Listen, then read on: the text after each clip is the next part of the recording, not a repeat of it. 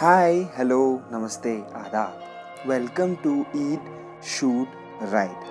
This video is going to be a little different from the previous one. During the new year, I bought a wine bottle costing 350 rupees.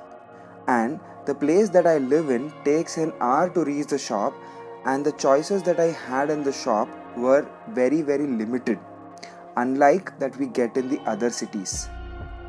Also, the taste was quite different from the other wines that we get in the market. That made me thinking to look for an alternative as the price was higher and also the quality of the wine was not that great. So then I decided to try it at home. Before we start, let's understand more about red wine. It is made by crushing and fermenting dark colored whole grapes. The alcohol content is 12 to 15% usually. Now, you might be thinking, is red wine good or bad? The health benefits are debated for some time.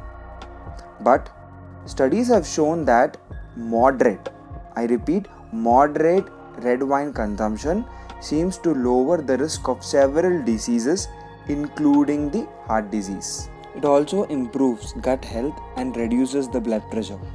For most people, enjoying a glass or two of red wine a day can be part of healthful diet. The key is moderation. Regardless of the possible health benefits, drinking excess alcohol can do more harm than good.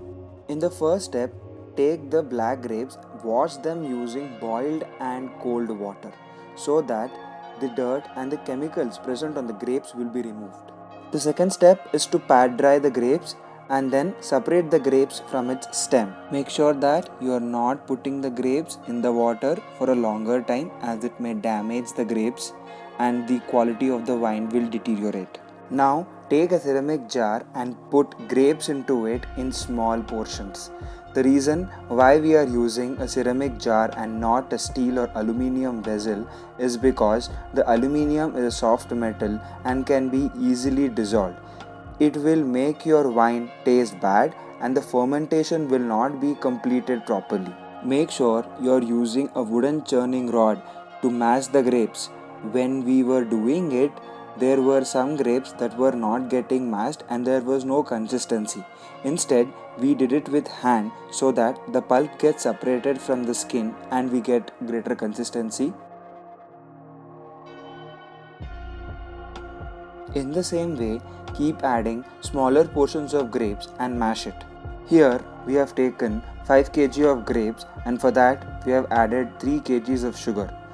Now you can add sugar based upon your taste and preference. Mix well till the sugar gets dissolved in the grape juice. If you want to taste your wine a bit sweet, then add more sugar, and less sugar if you want to taste it a bit bitter.